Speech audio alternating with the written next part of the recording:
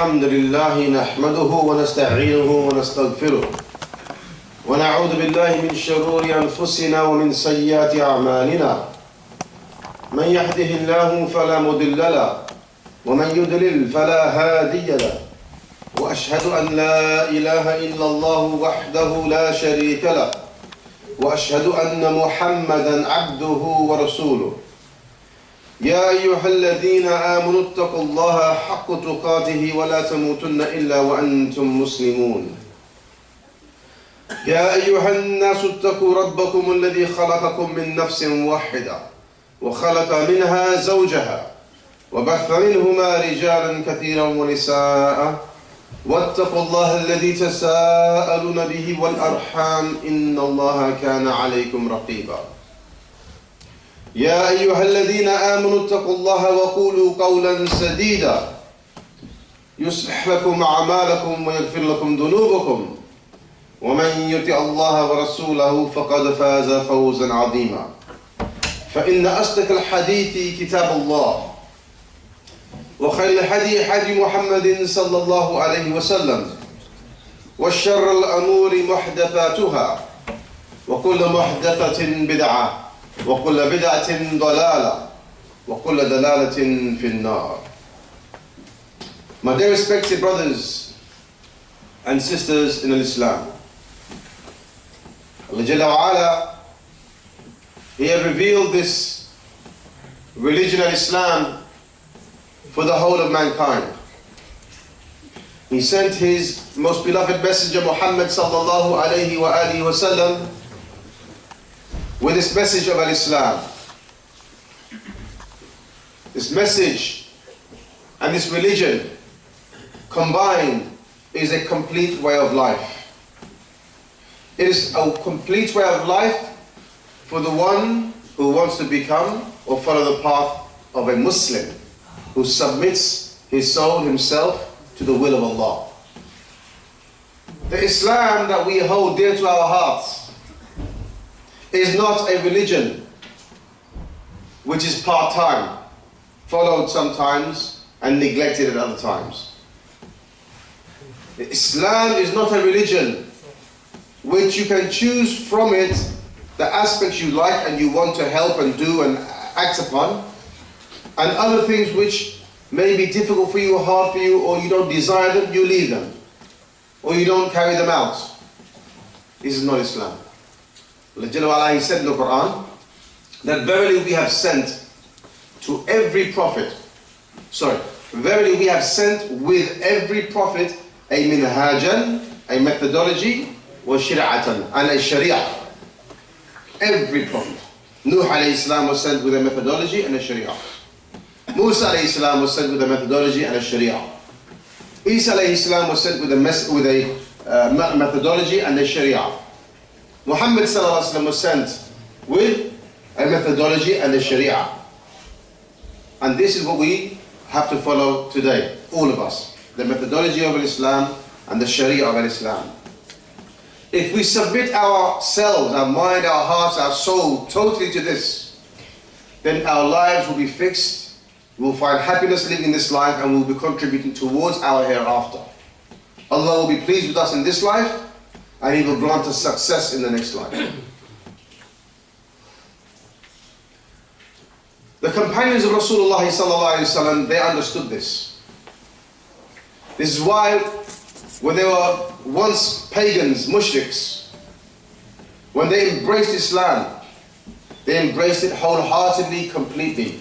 They became the vanguards of Al-Islam, the supporters of the religion, the establishers of the religion and its community. They gave up whatever they had of physique and strength for the sake of Allah. They gave their wealth for the sake of Allah, for this religion. They gave their time. Whatever resources they had in their home, they sacrificed it for this building of this community of Islam, because they knew this was a complete way of life. For example, many of us in this room, or all of us in this room perhaps, our way of life is our family. We wake up in the morning early. We go to work. We work very hard. We earn so much money. We bring that money back home, and we provide food for our families, roof over their head, purchase houses, purchase cars, expand our business, expand our homes, and when our children come to age and they work, the money comes in a pot, we buy a house for this child, get our other daughter married, and so on and so forth. We have a complete system, way of life in our homes. But where is the way of life of Islam? Going to the masjid 5 times a day, teaching your children that they are Muslims, the identity of Islam. Where is the community of Islam where we teach your children Arabic and Quran, memorize Hadith, understand their religion? This part we've neglected. Sacrificing everything you have for your household, for your family. But what about for Allah and the deen, the religion?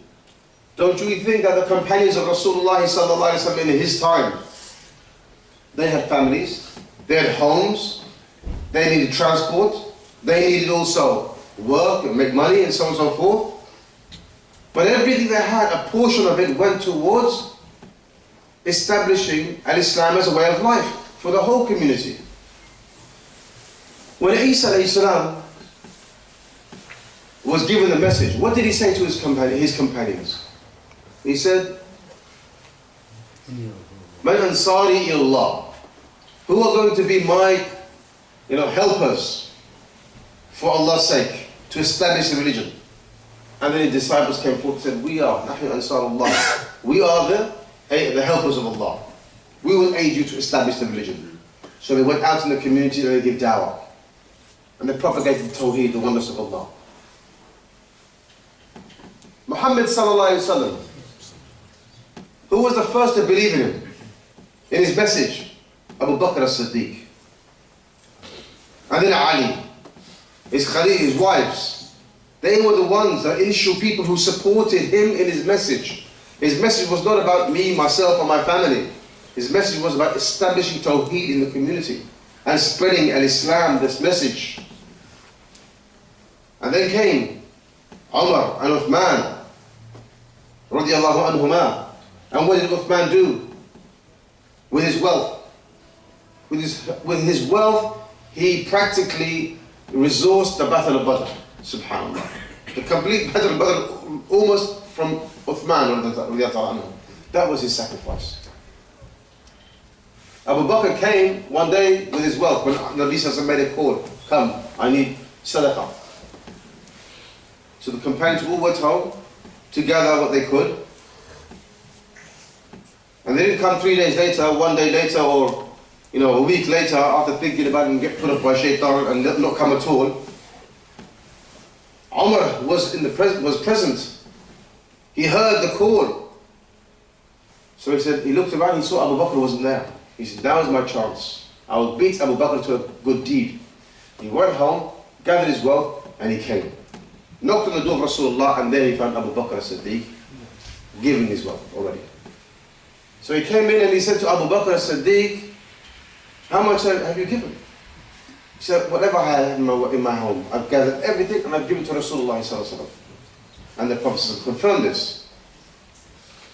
So Umar, he had brought half. He gave half, he said, wait, I'm going to go back in the other half. Rasulullah stopped him. He said, no, that's enough for you. For Abu Bakr as-Siddiq, Allah and His Messenger is enough. He said, I've left only Allah and the Messenger for me and my family. That's the tawakkul he had, and he gave everything. Whereas Umar, the Prophet said, no, half. He gave half. And Abu Bakr beat him. This was the way how they sacrificed when they needed to establish this dawah. All of you in this masjid here, you come here and you pray for what reason?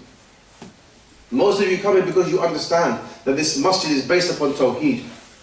It calls to the right path, the straight path. It's not involved in innovations. It doesn't promote it and support it. It doesn't promote it and support shirk, neither. It warns against the opposite of Tawheed. This masjid is built upon the foundations of Sunnah and Tawheed.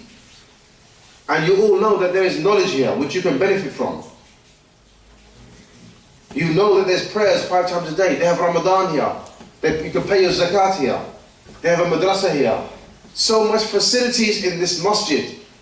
The masjid of the shura, the people and the committee are trying to fulfill their role of establishing an Islamic community to the best of their ability, living in the West here in this country.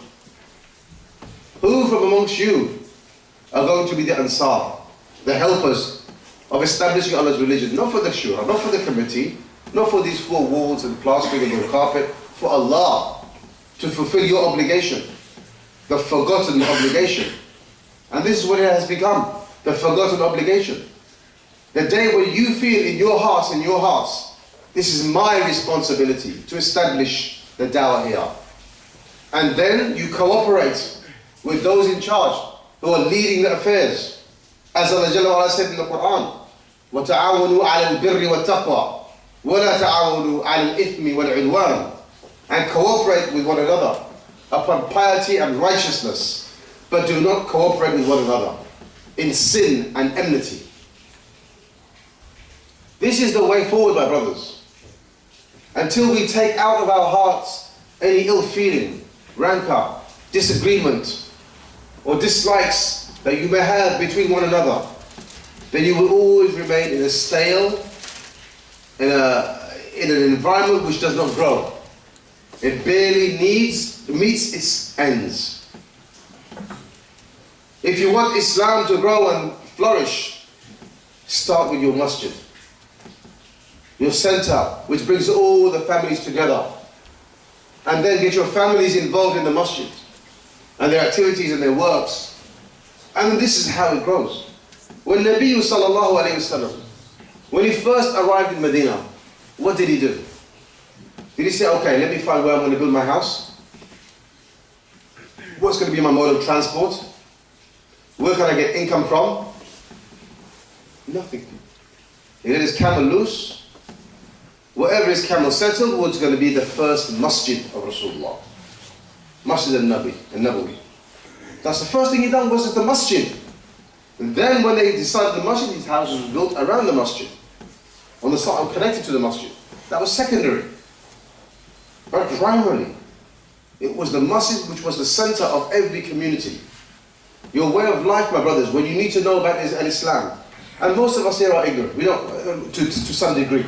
There are many things about our religion we don't know. When you want to know, where do you go? You go to the masjid.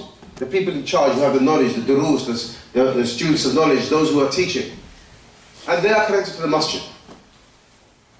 Those of you who go up and share Google and start putting your questions in there will become misguided eventually. Because there's so much, incorrect teachings of Islam on the internet. And then we have also manners in which a community must live by to grow. An Islamic community cannot grow when there is suspicion about one another. It can't grow when there is ill feelings towards one another. It can't grow when there is selfishness. When people are saying, look, I want to help the masjid, but I want this speaker to come and do this talk, I want this shura to do this, I want them to put this person as a leader, or this one as a trustee, and so on and so forth. What is this? You're going to give your wealth, and your time, and your health, and all that you have, your resources, only if you get your way? What is this? Unfortunately, politics, people can't leave it outside the masjid.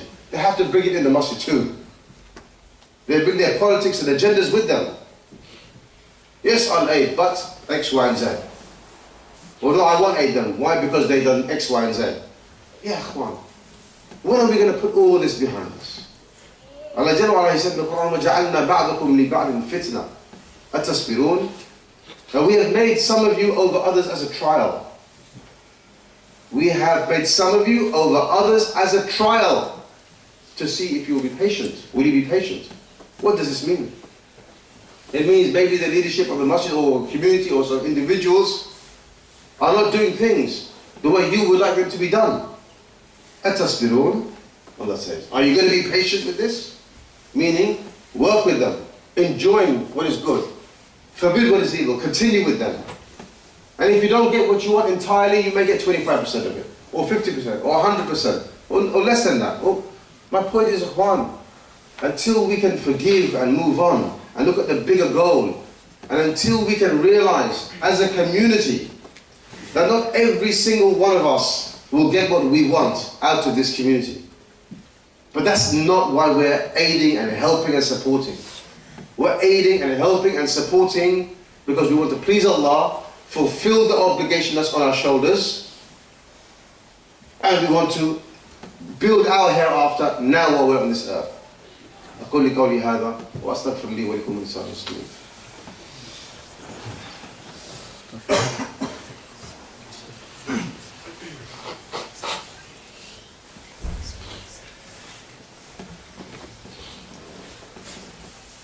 الحمد لله رب العالمين الصلاة والسلام على رسول الكريم أما بعد.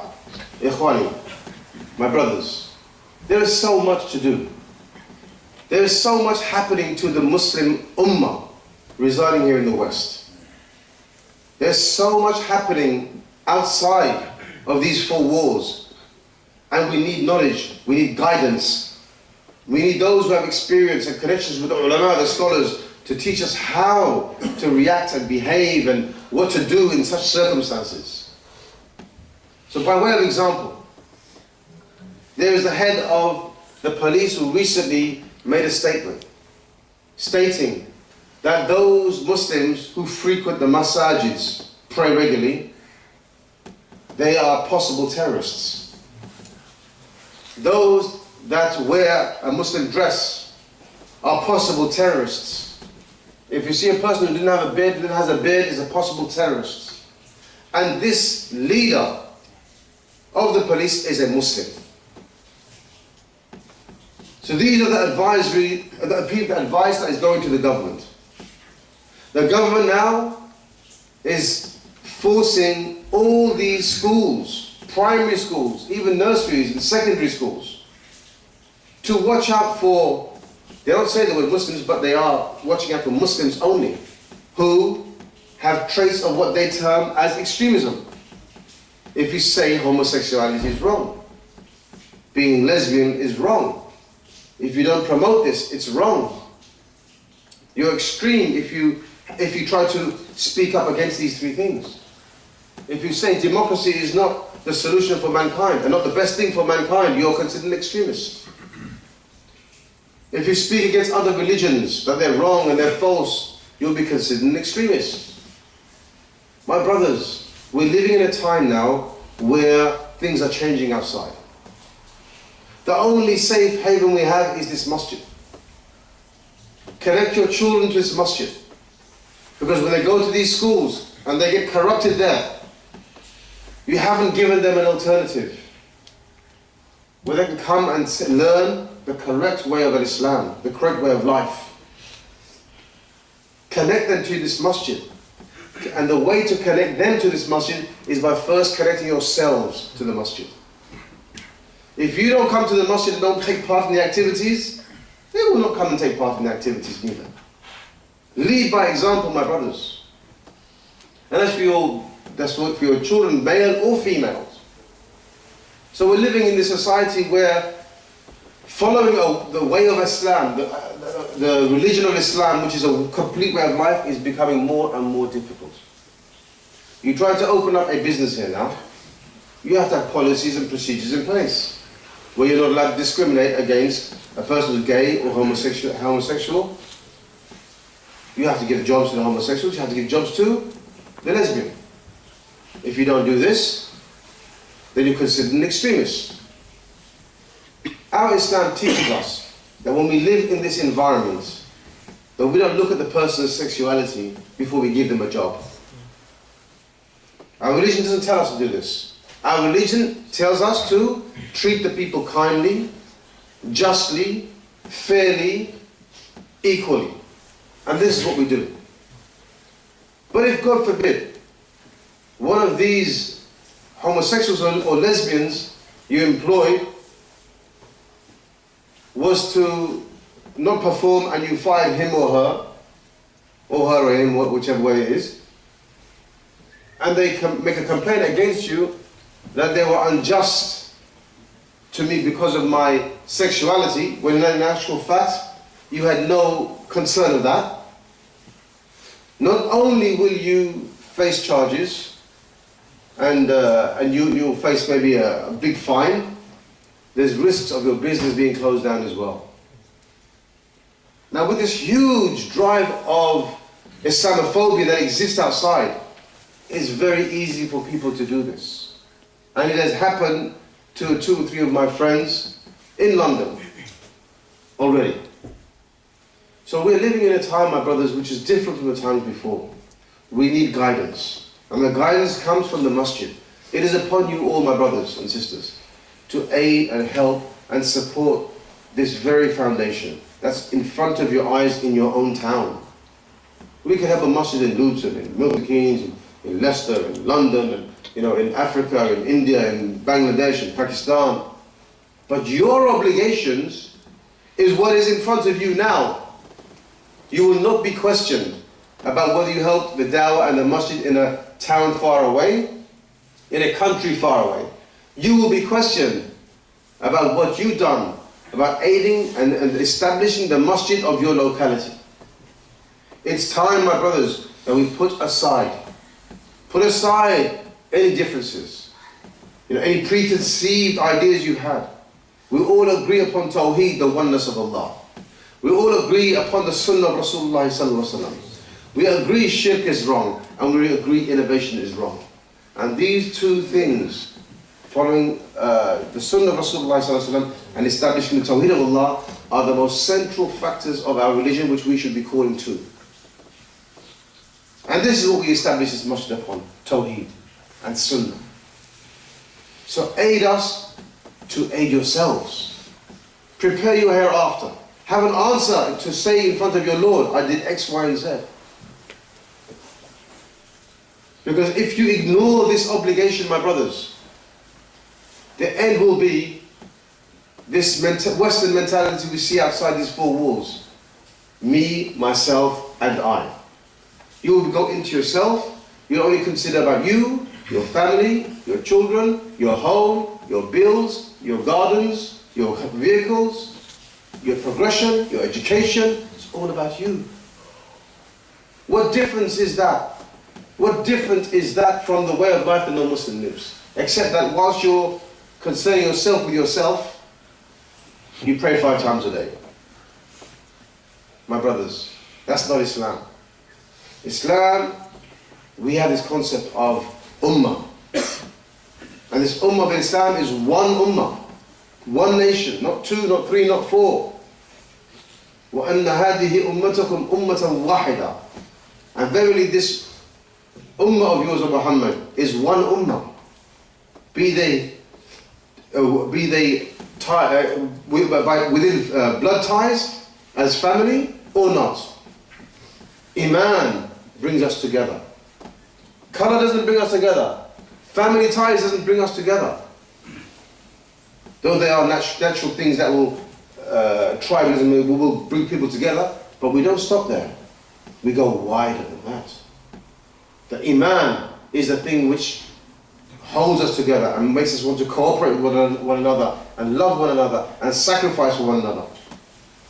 So this is, my brothers, your time. Ramadan is coming up now. Not so far away now. 2, 3 weeks and we'll be in the blessed month of Ramadan. Inshallah, Allah give us life till then. Now, my brothers, what have you prepared for Ramadan? The masjid has a huge program set. It's been working behind the scenes while you're not eating and sleeping and drinking, enjoying yourselves.